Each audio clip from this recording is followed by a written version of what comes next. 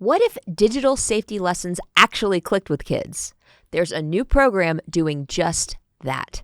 In this episode, we're talking to Adam and Christian of BARC's Connected Communities team, the folks bringing in-person 3-day lessons to schools to help 4th and 5th graders build healthy tech habits that last. We're going behind the scenes to learn how they are turning online safety into something kids truly connect with.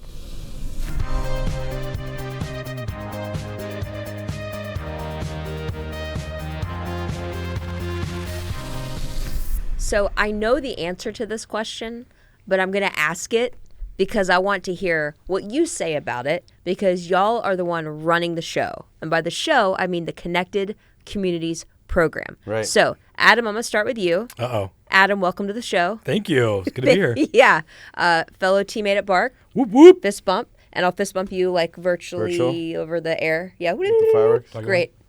So, Adam, what is the Connected Communities program? It's a great question.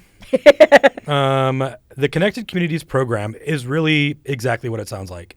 It's connecting communities of people together to start having these tough conversations about kids and their digital lives. So it's bringing together parents, schools, educators, students, to be able to just have this frank, honest conversation about what do we do? And work on it together. Yeah, Together, exactly. not siloed. Right. We try to connect them, and we are a part of that connecting process so that we can actually facilitate some of the answers and some of the questions that all the three of these groups have. I love that so much because for many, many years, we'd go talk to parents and then dip out, or talk to kids and dip out, or talk to the administration and dip out. But as we've learned, it's a comprehensive approach that works best, hence Connected Communities. Christian, you've been spearheading this initiative swimmingly. Like, it's so amazing to be able to work with you. What did we not cover?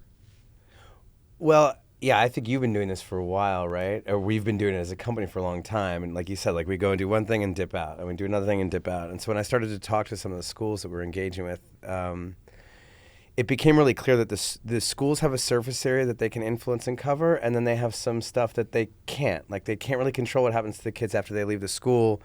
That goes in the parents' hands, and the parents have some control over what their kids are able to do, but then they're learning a bunch of stuff at school, right? And then no one was really teaching the kids much, and so they were teaching each other stuff, right? And so as I was doing discovery and just kind of listening to all of these stories, I realized that like we've been kind of doing this piecemeal for a long time, and that if we could just put it together in one comprehensive service that we could show up at a school, engage with the kids as they're right about to get into that social media and digital media age, engage with the teachers who know a lot about this, but they could use a little bit more information, a little bit more current update on like what's happening in the world, and then engage with parents on the conversation about either becoming aware of the challenge, or for those who are aware, most of them are overwhelmed. Right. And so I like to say parents are either under-aware or underprepared to solve the problem. And so we started to build some programming that could deal with all of that, and then all at once. So our effort is to try to get into a community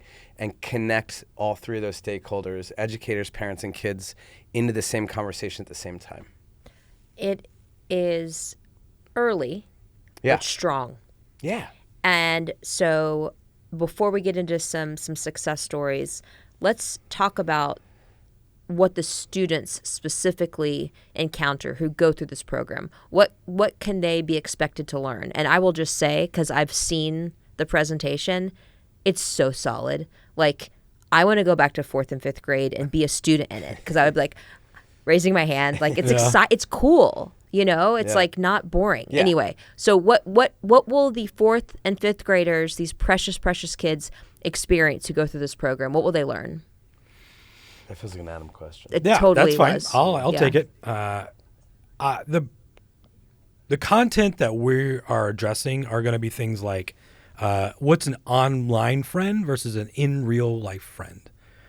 What are the differences between those? What are the red flags for people who want to be an online-only friend? Mm-hmm. We talk a lot about group chat etiquette. Yeah, group texting is a major source of contention. Mm-hmm. Oh, yeah. Yeah. And there's just all these, like, sins of omission when it comes to group chatting, right? Like, who do we leave out and who are we not doing it? So just talking about the difference between a bystander and an upstander. That's really important to us as well. Like, there's so many bystanders. How can we be an upstander? How can we shoot for kindness and not shoot for avoidance? We're also talking about privacy settings, security settings, what's a good password, what's not. When somebody wants to meet up with you, what do you say? So we're just trying to give kids a chance to talk about social media and like what they want their online presence to be so that they get to decide that before they show up for it, if that makes sense. It absolutely does make sense. I know so many parents that hear about this, they're like, wait, how do I get this for my kid, for my school? Because parents, I think, are aware now. They're slowly but surely becoming aware, and then they're overwhelmed, and they're like, I need somebody else to talk to my kids, because when I talk to my kids, their ears turn off. Yeah. And that's what I love about what you're doing, Adam and Christian. Katie, our colleague, is off camera. I hope you feel better soon. It's not just talking to the kids. We're not just showing up and showing a PowerPoint and hoping they learn something, right? It's interactive, and they actually get to engage with safer tech at some point to learn how to do things the right way with adult supervision. So that wasn't a question, so I'll ask you a question. Okay. Yeah. What, and this one's for you, Christian, what sort of takeaways are we hoping that the parents and educators can walk away with? Sure. Well, actually, I wanted to double click Yeah, on go back. the question or the statement that you just made around like parents being aware, kids' ears turning off. One of the things that we've actually been learning, so one of the things that we do, which could be considered controversial, is we send a safe device home with the kids at the end of the program, right? And so we have a couple different ways in which we do that. It's completely locked down, but our view is that just like kids are going to learn how to drive, they should take driver's ed. Yes. Kids should learn how tech works, and hopefully in a safer environment, kind of a bumper car type of device. And so it's completely locked down. We don't get enough we don't get enough classroom time with the students when we're training them. And so we send some as content home. The qualitative feedback that we get from a lot of parents is like actually the questions that we're asking on that device that the kids are going to reinforce the learnings that they had in the classroom, they're actually triggering conversations between parents and kids that are constructive about digital safety. So like one of the really positive things that we've been able to hear from parents and schools is like, by sending that content home, you're able to facilitate conversations around digital safety between parents and kids. And that's something that schools are really struggling with. Like, yes. Because when they say we can't get parents engaged, you usually ask, like, well, what does your engagement look like? And they're like, well, we have an event at the school, and we're trying to get them to come down, and no one can do it because they're all busy. And it's very hard. If your KPI is getting parents to like show up in your gym at 7 p.m., like, it's going to be a really hard road. Painful. But there are actually other more innovative ways of getting parents engaged without them having to get in their car and drive down to your school. And this is one of the kind of happy benefits we've been finding from the program. I love it. It's brilliant, and it gives me a lot of hope. Because to your point, I was traveling the country, Adam, Katie, you holding down the fort at alternative device fairs. Like, we'd be doing these one-off things, and there was just something that was missing. And the fact that we can now really shower upon a community as much support and wisdom, tech support, emotional support, parenting support, case studies, interactivity for the kids. It's, I think, the most comprehensive way to have success when it comes to helping children become responsible digital natives. So I'm so thankful we're doing this and that BARC has invested in this. Well, if I can jump Please. in. I've done a ton of parent nights, and I know you have too, right? Tons. And in fact, you showed up to one of mine. I did. Thank you. I did. I wanted to see what was up. I know. Make sure everyone's doing good, which was great. The problem with them is a couple-fold. It's that people don't show up. No.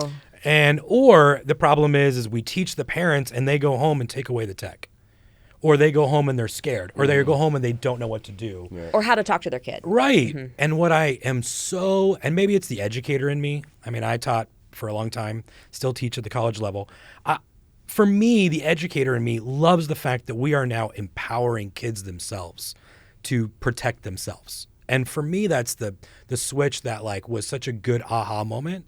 Because now when we freak the parents out at parent nights, because you can't not, because it's scary, they actually get to go home and the kid's like, yeah, but I learned this. Yeah, but we talked about this. And so there's really just this kind of peer level conversation they get to have, which I find really fascinating, because they've been having them with each other in classes, and their peers don't give great information. No. And so that's not what we want. We want them to go home and have their parents see them as like, hey, they are tech natives and they are tech kids. Even if they don't have a social media or a smartphone, they've got an iPad at home, or they've got whatever device the family has. So The cool thing about it too is that they get to learn the tech together. Yeah. One of the most important things to us at Bark for the past 10 years plus is helping to build the relationship between parent and child. Not cause a divide, but build that relationship. And I can't think of a better way to do that than to be like, hey, let's learn this together. So on that note, what do you think is resonating the most with kids that have taken part in this so far? We had some really great feedback from a kid I was in Connecticut, and not Connecticut, I'm so sorry. I was in Long Island doing this at Oyster Bay. And this kid said, he told the teacher after we had left, she asked the kids at lunch, hey, what did you learn? What did you like about this? And the kid goes, I think I always had that information here. So like it makes sense what he's talking about, but now it's like here. And like I'm thinking about that now. Kids. And I was like, that alone, I'm done. Like that's great.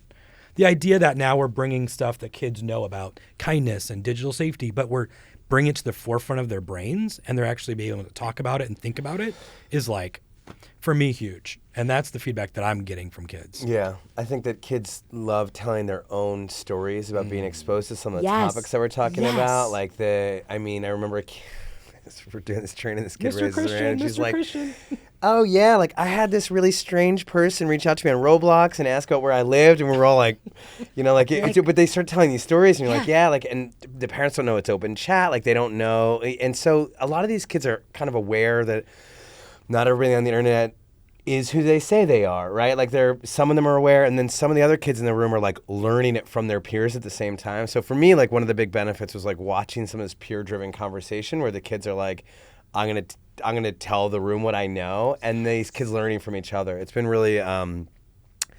occasionally disturbing to learn about what they're learning on the internet, but also like, I'm grateful that we're actually in the conversation, that we're having it, and then other kids are kind of learning from each other, because ultimately, we're kind of the boring adults. Like we can facilitate the conversation, but they need to learn from each other. And so I think when a student raises their hand and has a good story or has a good learning or provides an insight for the rest of everybody else, and we were able to facilitate that, that's like a big win. It's huge. And I also think it's important for these kids to see adults who are in the know, because so many adults aren't, no fault to them, right? Full-time jobs, just trying to survive. Yeah. They don't have time to spend time on Roblox and Right. Snapchat. Yeah. So the fact that we do know what's up, and the kids are like, oh, just to know that they can talk to a trusted adult who actually knows what's going on is huge. Yep. We could have a whole podcast just on how it has positively impacted children and what they've told us, and it's really moving. But we need to move on for the sake of time. And so what have parents shared with either of you, and what have educators shared about the amazingness of this program? On the parent side, I think I'd come back to, hey, what was cool is the phone came home and like we actually had this great conversation. Like we asked the kids to ask their parents these questions or like to check on the answers, and we give them feedback on it. But it's really reinforcement training from what they learn in the classroom, and that the fact that we're able to facilitate a conversation between the two of them without physically being present or like getting them into a room with us is really, really amazing. I think the educators.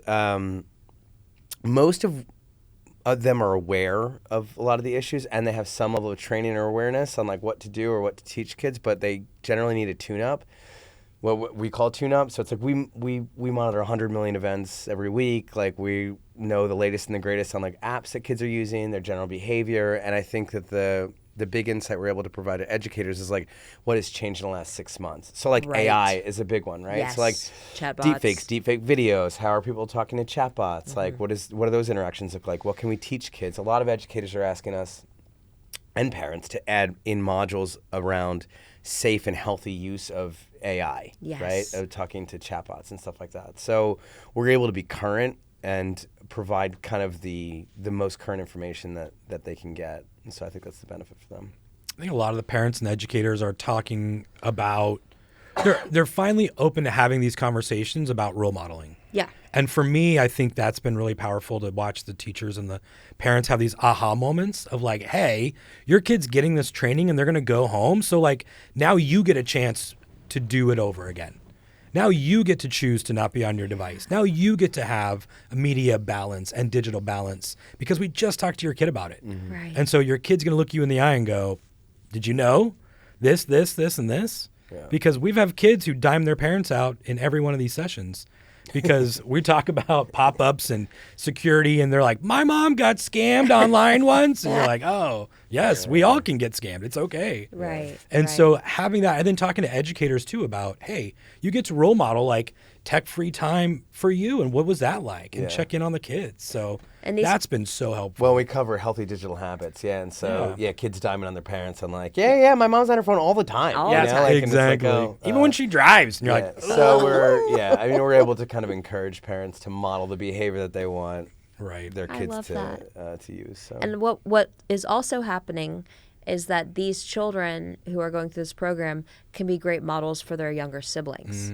We're putting the onus on them to be like, hey, it's your job to help look out for some of these things that are going to be coming to your siblings that your parents might know about. And it places a rightful responsibility on them that they gravitate towards. I don't know how many people out there, have younger siblings, but I know that I fiercely wanted to protect mine. And I think kids take that really seriously. For sure. So we've been talking up this program, Connected Communities. Like it really is great. It's all the rage. 2026 calendar's filling up. So if you're interested in this, you should absolutely jump on. And you're probably like, okay, Titania, tell me how. So what's the best way for parents, school, community to get involved in this program? What do they do? Where do they go? I'm going to give you Christian's cell phone number. You could do that. Or you could go, so we've got a couple of pages on the bark.us site. We've got one that's kind of focused towards parents and one that's a little bit more focused on schools and kind of, what the benefits are. So like for educators, the benefit is really around digital citizenship. A lot of states are starting to require digital citizenship training. And then Good. they like to say, states love an unfunded mandate. So they're saying that they're requiring schools to do this training, but then they're not giving them any resources to do it. And so we're able to help schools check the box on digital citizenship training. We're able to help them enhance their STEM programs on digital wellness and digital safety.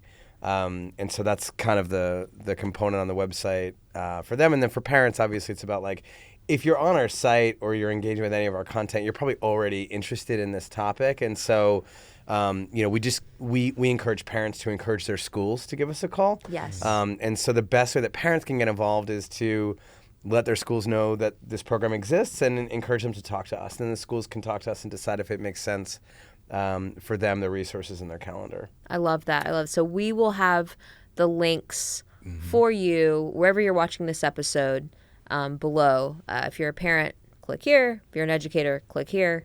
But here's how to bring the Connected Communities program to your community, to your child's school. So look for those links because they're long URLs. Nobody's going to remember them, and that's fine. What has been the biggest challenge so far outside of the learning phase? Because this wasn't an easy thing to launch. No, it definitely took some work. I think the problem with connected communities in general and the challenge is that the communities are the reason the solution exists is because they're not connected on this topic. So like, how do you get parents involved? How do you get schools involved? And how do you get classroom time? So there's always issues around getting classroom time. There's always challenges around, answering any objections or concerns that any parents have around it. The kids are sort of stuck with what the parents decide. So I'd say that those are the two kind of main challenges. But like getting parent organizations like PTOs or PTAs on board at the same time you're getting school principals and just getting everybody aligned on like this is something that we definitely want to do, and we're ready to kind of move forward and give you guys the time to come in and do it. I think it's just a challenge of getting the right people together. So I think that's a challenge. Yeah, I'd probably say the time is difficult because this could be, 5 4-hour sessions to talk Right. to kids about. And so, it's generally about an hour and 15, per session. And so you got some schools that have a little bit more and some schools that have a little bit less. So the time is always going to be a struggle, which I understand as an educator. I remember how many places I was pulled. And yet I find this so valuable. I'm like, give me 5 more minutes. We're Yeah. almost there. Like, Yeah. let's keep going. This So, is life-changing information. yeah. And we're working on ways to like continue that on after we leave and do Yeah. some of that kind of stuff. So, yeah. Yeah, and it's part of the content going home stuff too. Like we can only get so much classroom time, and I think that's precious time that teachers really want to make sure that they're hitting on all their milestones and everything that they need to do. And so we try to be respectful of that and minimize the amount of time that we're using it, but we still want to spend enough time with them to get them trained. One thing I love that makes Bark Technologies uniquely, and I think the best suited to do this program, is the part where we send Safer Tech home. A lot of kids are in schools that if the school gives them tech, it might not always be as safe as it can be at home, right? Because it doesn't have the same protections as on campus. Yeah. Or, there's some kids that have iPhones and some kids that have no phones, and there's just a wide delta. So we standardize the playing field. We level the playing field by giving every kid the ability, with parent opt-in, complete full opt-in, to take home the safest smartphone for kids. Yeah. And go through modules or fun learning experiences on that tech that the parent doesn't have to worry about their kid downloading apps without permission or navigating to a browser full of porn or getting on Snap Maps. It's tech that is the safest that tech can be. You're learning it together. It's a controlled environment. Doesn't have that addictive pull to refresh situation that other tech does. So it really is the best possible scenario, and it's free. Like, the phone goes home with you. There's no obligation. Like, you can return it. It's a really great setup. So anyway, that was I also agree. not a question. I'm looking at you guys like, Yeah. Well, it is, and I think that and sometimes we get a lot of feedback from parents are like, actually, like, bringing that home made us realize that our kids aren't ready for a phone yet. They don't need it. Right. And, like, that's great. That's a great outcome. That's like, our fine. goal, look, we're a business, and, we do this at no cost to schools. And so we're able to do this at no cost to schools because we want parents to know that they don't have to get their kid an iPhone, that there are alternatives out there, right? I mean, that's success for us, is just letting communities know that we exist. It's not a very hard sell. And one of the things that we figure out, or that parents figure out as part of the program, is like, do their kids actually need a phone yet, or Right. can they wait another year? Yeah. And I think that's a beneficial thing to learn. In addition to like, oh, there's actually safe tech out here. Like, I don't have to get my kid an iPhone. There are alternative options. And I think for 99% of parents, there's not really awareness that there's technology other than like an iPhone to get your kid, right? And so... Well, I've had a couple situations where parents wanted to like talk to me. They were like, "Hey, we heard you were to send a device home. We want to talk to you when you get here." Yeah, like, what's up? Yeah, and Right, and I once get I it. start talking to them and Yeah. saying, what you're feeling and the conversation that you want to have with me, I want you to have with your kid. Like, this is why we're here. If this forces your hand to have those hard conversations about when is it appropriate, when is it not, how do we feel that this aligns with our family values, then I did my job. I'm happy. And so usually once we start talking about it, though, they're like, oh, I get it. That's great. I get it. Yeah. There's no world in which you're not going to get your kid a phone at some point. At some point. Right? Right. There's no world in which that's not going to happen. Just Right. like they need a car to get to a job, they need a phone to build connections, and that's where Stay all of their safe. social lives are moving. And so, like, I think to Adam's point, like, having the conversation is more important than putting your head in the sand. And like, if we can help facilitate that and also give them some skills to help them understand what good looks like in digital, then I think that we've done our job. I agree. All right, so I'd asked you what the biggest challenge was so far, but poly positive. I like to end on a positive. What has been the biggest aha moment that you've had so far? Who wants to go first? I think it's probably how hard teaching is. I haven't been in a school in a long time, and like Right? sitting through these programs and Yeah. watching the patience of these educators with Wow. these kids is just Yeah. I don't have it, and I admire it in others, I guess I'll say. So it's really, yeah, that was the biggest aha for me. I was like, oh, this is a hard job. Yeah. So They need to be paid more. Let's pay yeah, teachers more. Totally. Adam. I would say my biggest aha moment has been, I worked with high schoolers. I worked with teenagers. I worked with college students. And I had just assumed that, yes, kids had some tech, but not really. And, the national average, that 4th, 5th grade level, like they're still going to be not know a lot, and they're going to be curious. And they are curious, but they have had tech for a while. And so I am just amazed whenever I ask, like, who's got devices at home, and the amount of hands that go up and the kind of devices they tell me about.